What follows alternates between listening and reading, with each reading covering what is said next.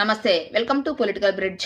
Journalist Sai గారు అంటున్నారు, ఆంధ్రప్రదేశ్ ప్రభుత్వము ఢిల్లీలో శకటాన్ని ఎందుకు ప్రదర్శించలేదు, ఈ సంవత్సరం ఎందుకు ఏర్పాటు చేయలేదు, అదే జగన్మోహన్ రెడ్డి గారు ముఖ్యమంత్రిగా ఉన్న సమయంలో 3-4 సార్లు ప్రదర్శించారు, చంద్రబాబు నాయుడు గారు ఎందుకు చేయలేకపోతున్నారు అని చెప్పేసి ఎప్పట్లాగానే చంద్రబాబు గారి మీద ఫాల్స్ ఎలిగేషన్ అయితే చేస్తున్నారు. ఈయన రిపబ్లిక్ డే వేడుకల్ని ఫాలో అయ్యారో లేదో తెలియదు కానీ ఢిల్లీలో ఆంధ్రప్రదేశ్ ప్రభుత్వము చేనేత పరిశ్రమను ప్రమోట్ చేస్తూ శకటాన్ని ప్రదర్శించింది. ఇన్ఫర్మేషన్ తెలియకుండా ఈయనకు నచ్చినట్టు ఒక ఫాల్స్ ఇన్ఫర్మేషన్ని ఎలా స్ప్రెడ్ చేస్తారు ఒక జర్నలిస్ట్ అయ్యుండి? మొన్న విజయసాయిరెడ్డి గారు ఈయన మీద ఆరోపణలు చేశారు. ఈయన ఒక పేటీఎం బ్యాచ్, వైసీపీ పార్టీ నుంచి డబ్బులు తీసుకొని వీడియోలు చేస్తూ ఉంటారని. ఇప్పుడు ఆయన చేసిన విమర్శని నిజం చేసుకునే పనిలో ఉన్నట్టున్నారు సాయి గారు.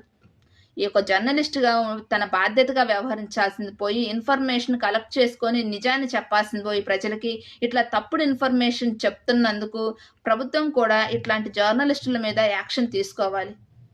మీరేమంటారు? కామెంట్ చేయండి. వీడియో నచ్చితే లైక్ చేయండి, షేర్ చేయండి, సబ్స్క్రైబ్ చేయండి.